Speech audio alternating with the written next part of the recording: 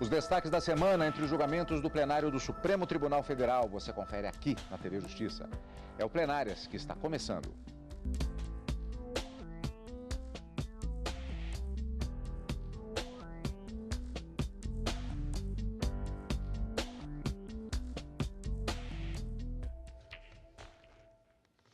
Destaques das sessões plenárias do Supremo Tribunal Federal dos dias 9 e 10 de agosto de 2017. Karina, nem todos os julgamentos foram encerrados, mas pelos temas, pela importância e pelos debates e por teses colocadas nos votos, tem bastante coisa para falar, né? Sem dúvida alguma. Na quarta-feira, uma confirmação da jurisprudência do Supremo Tribunal Federal sobre a necessidade ou não da Assembleia Legislativa dos Estados e da Câmara Distrital aqui no DF poder estabelecer nas suas constituições estaduais e o DF na lei orgânica a necessidade de autorização dos deputados estaduais e distritais, respectivamente, para processar e julgar o governador, sejam em crimes de responsabilidade ou em crimes comuns.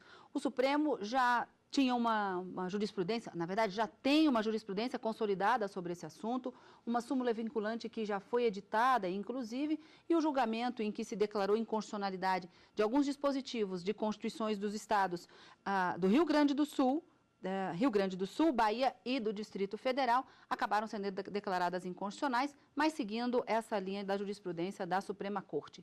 E na quinta-feira foi retomado o julgamento de 4 ações diretas de inconstitucionalidade, na verdade, 3 ADIs e uma ADPF, que estava com o pedido de vista do ministro Dias Toffoli, trazendo de volta ao plenário do Supremo Tribunal Federal a história da proibição de produção, uso e comercialização de matérias-primas que utilizam na sua base o amianto.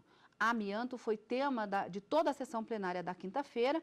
Os julgamentos foram retomados, mas não concluídos ainda, com uma promessa de que na próxima semana esses julgamentos devem ser retomados no plenário do Supremo Tribunal Federal, talvez inclusive com uma posição mais consolidada do Supremo Tribunal Federal. É possível que a legislação estadual e municipal proíba a utilização do amianto em todo o território nacional, ou se deve prevalecer uma legislação que desde 1995 regulamenta a utilização do amianto como matéria-prima, principalmente em materiais para a construção. Essa foi a grande discussão da sessão plenária de quinta-feira, que, como você disse, foi uma sessão monotemática. Karina, e nós ainda nesta edição do Plenárias, nós também vamos acompanhar uma reportagem produzida pelo jornalismo da TV Justiça, que marca, assim como diversos programas e diversas reportagens ao longo da semana no Jornal da Justiça, primeira e segunda edição, comemorando os 15 anos da TV Justiça.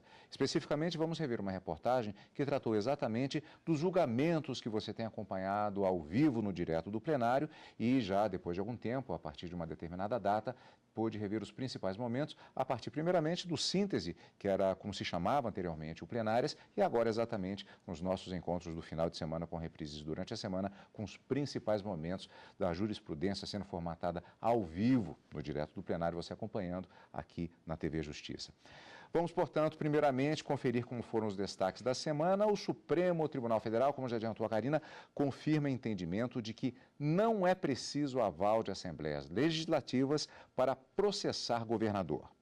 3 meses depois de o plenário do Supremo decidir que as assembleias legislativas não precisam autorizar a abertura de ações penais por crimes comuns e de responsabilidade contra governadores, os ministros confirmaram esse entendimento ao julgar dispositivos da Constituição dos Estados da Bahia e do Rio Grande do Sul e da Lei Orgânica do Distrito Federal. Também ficou mantida a determinação de que cabe ao Superior Tribunal de Justiça, tribunal que julga governadores, estabelecer a necessidade ou não do afastamento da função. A maioria dos ministros acompanhou o voto do ministro Luiz Roberto Barroso. Esta norma, que exige a autorização prévia da Casa Legislativa, no caso de presidente da República, por constituir uma exceção ao princípio republicano, não pode ser reproduzida pelos Estados-membros da Federação. Somente a Constituição Federal poderia criar exceção desta natureza. Me alinho à posição também já tradicional na Casa, em relação aos crimes de responsabilidade serem de competência da União, inclusive súmula editada pela Corte. Não se pode aplicar ao governador aquilo que se dispõe em relação ao presidente, porque o presidente é chefe de governo, chefe de Estado, há uma representação internacional que não compete ao governador. Se nós ficarmos sem presidente, efetivamente vamos carecer dessa representação internacional. Eu concluo que, como as constituições estaduais não podem estabelecer a chamada licença prévia, também não podem elas autorizar o afastamento automático do governador de suas funções quando recebida denúncia ou queixa-crime pelo Superior Tribunal de Justiça. Voto no sentido da divergência iniciada pelo ministro Roberto Barroso para julgar procedentes os pedidos formulados nas ações diretas, e é neste sentido que fica, portanto, a proclamação. Ações julgadas procedentes, vencido parcialmente o ministro relator, que julgava parcialmente procedentes os pedidos formulados nas ações. Os ministros também decidiram não modular os efeitos da decisão que declarou inconstitucional uma lei do Rio de Janeiro, que estabeleceu novos limites territoriais dos municípios de Cantagalo e Macuco. Entendo que deve prevalecer os limites delineados pelo Decreto-Lei 1055 e pelo Decreto-Lei 1056 nos termos da coisa julgada conferida naquele rito ao interpretar a Lei 2497, cuja eficácia foi repristinada pela declaração de inconstitucionalidade. Assim, voto para que a declaração de inconstitucionalidade proferida nessa ação, que se refere à Lei 3.196, se mantenha com eficácia ex tunc. Ainda durante a sessão, os ministros consideraram constitucional uma lei de Santa Catarina que estabelece normas sobre controle de resíduos de embarcações, oleodutos e instalações costeiras. Da leitura dessa lei, não identifico trechos conflitantes com os dispositivos da lei catarinense. Destaco, nesse sentido, alguns artigos da lei 9966 que tratam de questões semelhantes ao tema aqui em análise. Dessa forma, aqui me parece que a lei seguiu exatamente a ideia constitucional da predominância do interesse regional, no caso, como salientou o ilustre vice-procurador-geral aqui presente, as realidades de um Estado são diversas das realidades de outros, principalmente nessa questão de poluição, nessa questão ambiental, da proteção ao meio ambiente, não tendo, ao meu ver, extravasado a competência do Estado. Nós sabemos que uma das maiores causas de poluição, seja dos rios, seja dos mares, é exatamente o lançamento de dejetos ou de lixo sem qualquer controle. Portanto, acompanho o relator, primeiramente no sentido não conhecimento, mas acho até interessante que nós tenhamos superado essa questão do conhecimento e convalidado, creio que certamente a unanimidade, como tudo indica, esta lei do Estado de Santa Catarina, que, a meu ver, é extremamente avançada do ponto de vista de proteção ambiental. Karina, sobre a questão da autorização do Poder Legislativo para processar governador de Estado, fica bem caracterizada, aliás, até aquela diferenciação que foi dita pelo ministro Luiz Fux entre presidente da República e governador de Estado. São situações diferentes, embora sejam chefes do Poder Executivo. Permanece a autorização, a necessidade de autorização para se processar o chefe do Executivo pelo Poder Legislativo somente no caso do presidente da República. E os ministros confirmaram o entendimento de que essa norma prevista na Constituição Federal, a exigência de 2/3 da Câmara dos Deputados manifestando favoravelmente ao processamento do presidente da República, seja em processos envolvendo aqueles chamados crimes de responsabilidade, crimes de natureza político-administrativa e que são passíveis de julgamento perante o Senado da República, o famoso crime de impeachment, o processo de impeachment, e também a necessidade de 2/3 da Câmara dos Deputados autorizar para que o Supremo Tribunal Federal receba a denúncia contra o presidente da República, é uma norma prevista apenas na Constituição Federal e as constituições dos estados. E a lei orgânica do DF não podem reproduzi-la. Então, como a Constituição do Estado da Bahia, a Constituição do Estado do Rio Grande do Sul e a Lei Orgânica do Distrito Federal previam nas suas respectivas leis, constituições e leis,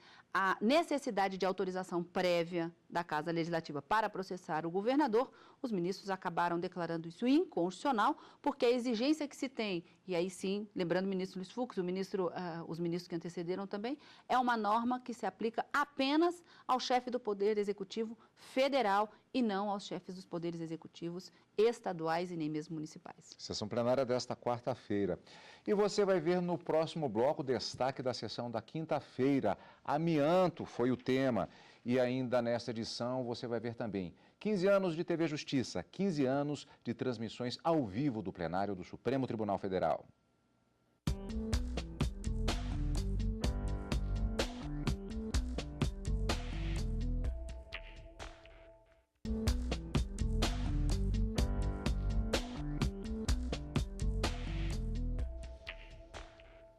De volta com plenárias com os destaques da sessão plenária da quinta-feira no Supremo Tribunal Federal. O plenário do STF retomou naquela sessão o julgamento das ações que questionam a proibição do uso do amianto no Brasil. Os ministros estão analisando várias ações em que se discute o uso do amianto crisotila no Brasil. O produto é muito utilizado na fabricação de telhas. Um dos processos pede que seja declarada inconstitucional a lei federal que regulamenta a comercialização e o uso do amianto no país. As outras ações questionam leis estaduais e municipais que proíbem o produto.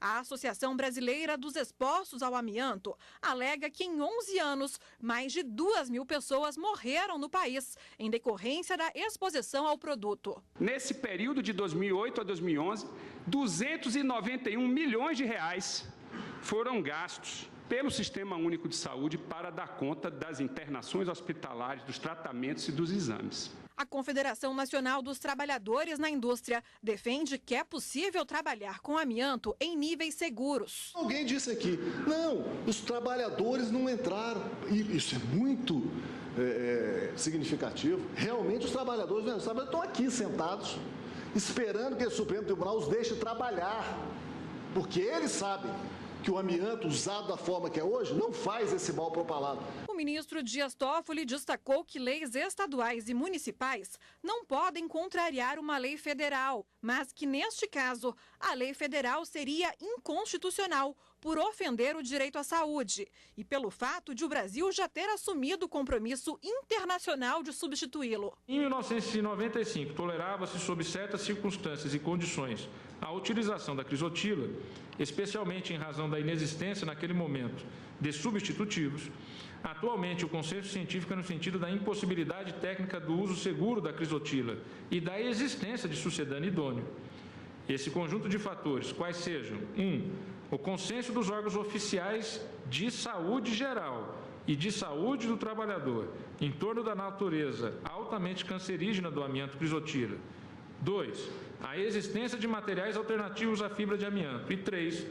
A ausência de revisão da legislação federal, que já tem mais de 22 anos, revela a inconstitucionalidade superveniente, sob a ótica material, da Lei Federal 9.055 de 1995. Para o ministro, que considera a lei federal inconstitucional, as leis estaduais e municipais que proíbem o uso do amianto são válidas. Com o advento dos materiais substitutivos, hoje já recomendados pelo Ministério da Saúde e pela Anvisa, e em atendimento aos compromissos internacionais de revisão periódica da legislação, a Lei Federal 9.055 de 1995, que desde então não sofreu nenhuma atualização ou revisão, deveria ter sido revista para banir progressivamente a utilização do asbesto na variedade crisotila. O julgamento vai ser retomado na próxima quinta-feira.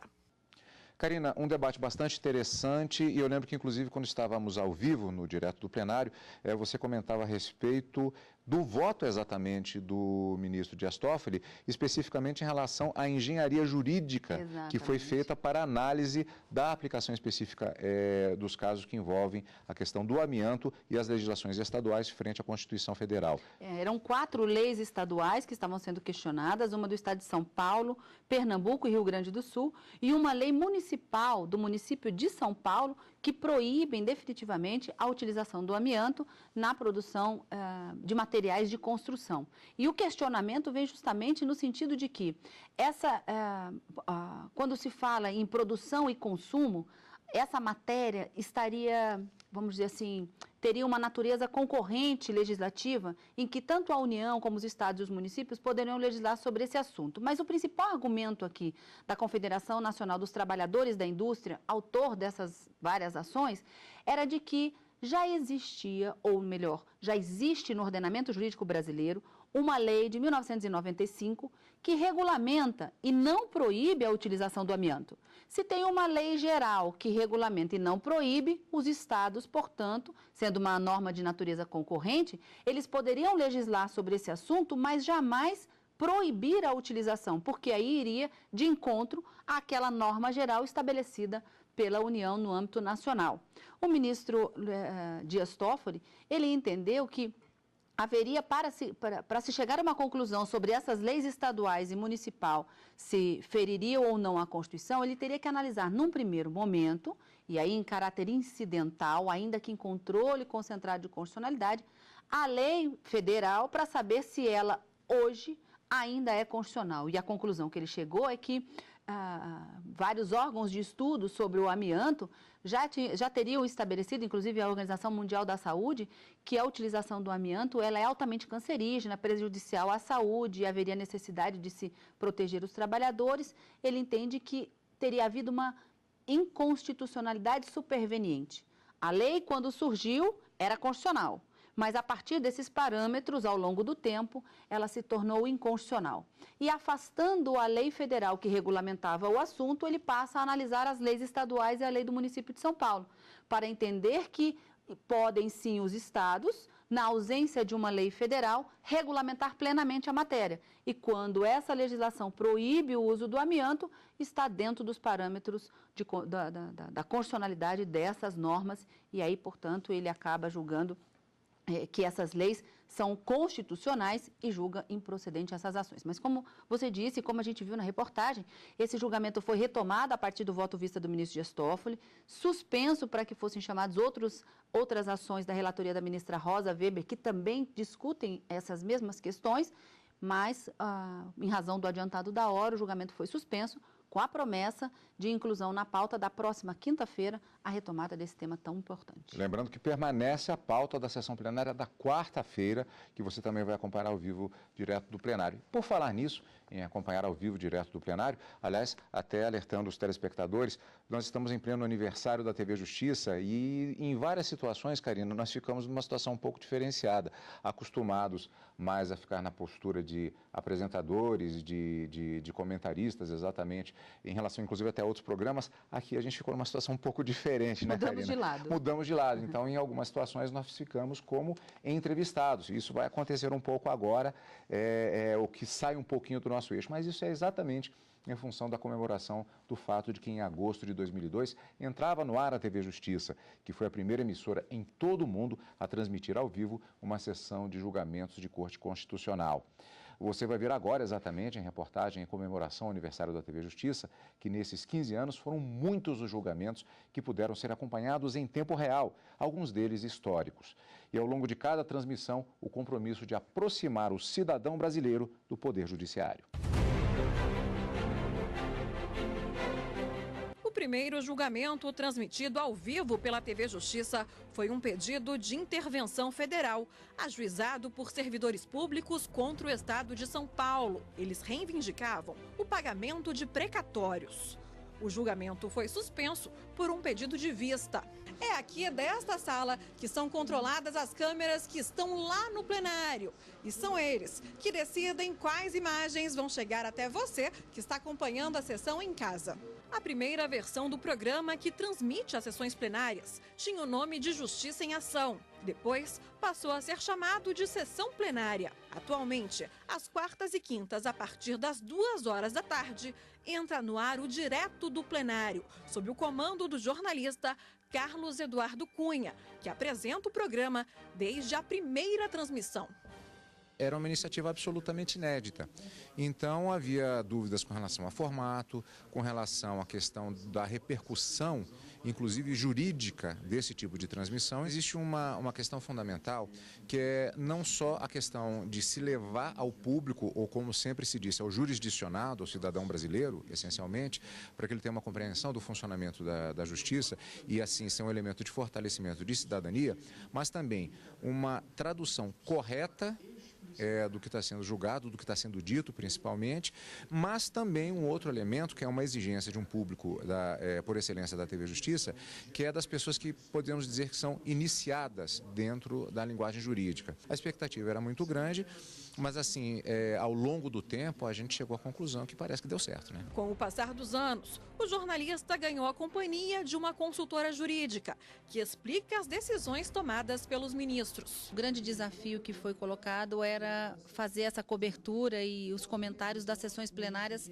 tão logo os intervalos entrassem e o final da sessão. Fazer ao vivo era um grande desafio, mas considerando que já havia por trás da minha experiência, tanto acadêmica como profissional, a docência, não foi tão difícil de acompanhar as sessões plenárias, como para mim hoje é algo assim bastante gostoso, eu diria que até divertido, fazer parte dessa interpretação, sem emitir a minha opinião, mas conseguir extrair o suprassumo da decisão do Supremo e passar para o telespectador de uma forma bastante didática. Nesses 15 anos, a TV Justiça transmitiu julgamentos de grande impacto para a sociedade brasileira. A demarcação da reserva indígena Raposa, Serra do Sol, mobilizou o país em 2009. Nós estamos pela primeira vez fixando uma orientação para a questão da demarcação com todas as suas implicações. O julgamento mais longo da história do Supremo foi a Ação Penal 470, sobre o maior caso de corrupção envolvendo políticos no Brasil. Foram 53 sessões ao longo de 4 meses. Dos 38 denunciados pelo Ministério Público, 25 foram condenados. Primeiro, ficam suspensos os direitos políticos de todos os réus ora condenados na forma do artigo 15, inciso 3º da Constituição Federal. Segundo, consequentemente, ficam os réus ora condenados, impedidos de exercer mandato. O Supremo acabou sendo aí palco do julgamento que foi conhecido como o julgamento do século pela mídia, e todo o país parou para poder assistir o julgamento da Ação Penal 470. Isso foi interessante porque a TV Justiça acabou transmitindo todas as sessões plenárias ao vivo, na íntegra, e o cidadão teve essa oportunidade de acompanhar como que se dá o julgamento dentro da justiça brasileira.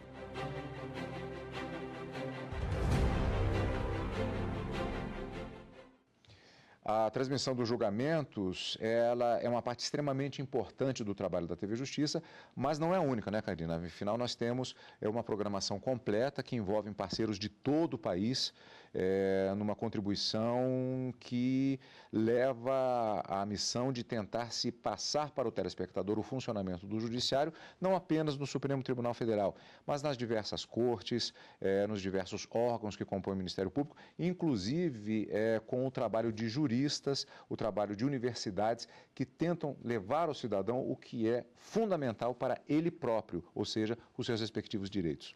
A programação da TV Justiça, ela acaba de uma certa forma abrindo um leque muito grande de informações jurídicas para que aquelas pessoas que nos assistem possam ter acesso a essas informações.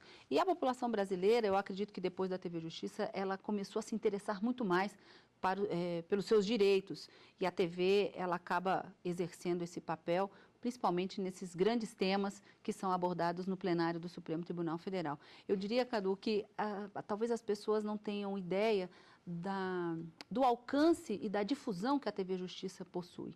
Por vezes, a gente comentou, inclusive, aqui algumas entrevistas que a gente deu durante essa semana toda, que nós somos, às vezes, reconhecidos nas ruas como aquela moça que apresenta ou que participa do programa direto do plenário. Aí eu questiono, mas você assiste TV Justiça? Você assiste às sessões do plenário do Supremo Tribunal Federal? Você é advogado, acadêmico, alguma coisa? Não, eu não sou da área, mas eu me interesso muito e consigo entender depois que você fala, principalmente. Então, esse é o nosso papel aqui, de traduzir essas decisões, de trazer debates jurídicos, doutrinários, não no direto do plenário, mas dentro da TV Justiça e dentro da sua programação, para levar a todos aqueles que nos assistem um pouco mais de informações jurídicas e a jurisprudência, as decisões da Suprema Corte, principalmente, que são transmitidas na íntegra, do Tribunal Superior Eleitoral também, que são transmitidos ao vivo, para toda a população se inteirar e saber um pouco mais dos direitos que não só a Constituição, mas toda a legislação brasileira acaba estando à disposição para todo cidadão brasileiro. Interessante, Karina, inclusive até durante a semana falamos a respeito de pessoas que passaram pela TV Justiça, estão trilhando outros caminhos, inclusive especificamente nas transmissões plenárias. Hoje, assim, eu tenho a companhia da Karina, da Gisele, mas também esteve aqui, por exemplo, a Lídia Leite, hoje defensora pública da União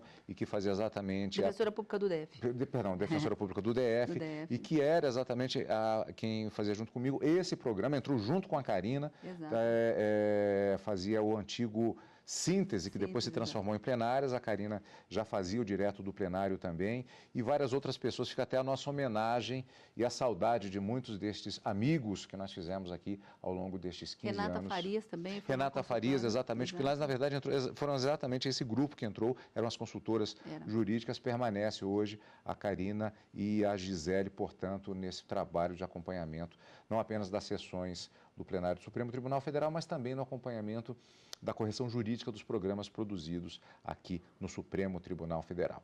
Trajetória de 15 anos, que venham mais 15 anos aí, Karina, sempre vamos tentar aperfeiçoar cada vez mais, e já com o encontro marcado na próxima semana. Na próxima semana, no direto do plenário ao vivo, quarta e quinta-feira, com a certeza de que quarta pela manhã já tem marcado uma sessão extraordinária e no final de semana com o plenárias. Obrigado pela sua companhia nestes 15 anos de TV Justiça. Que mais 15 anos venham por aí com a sua companhia, como sempre. E continue conosco, é claro, na TV Justiça.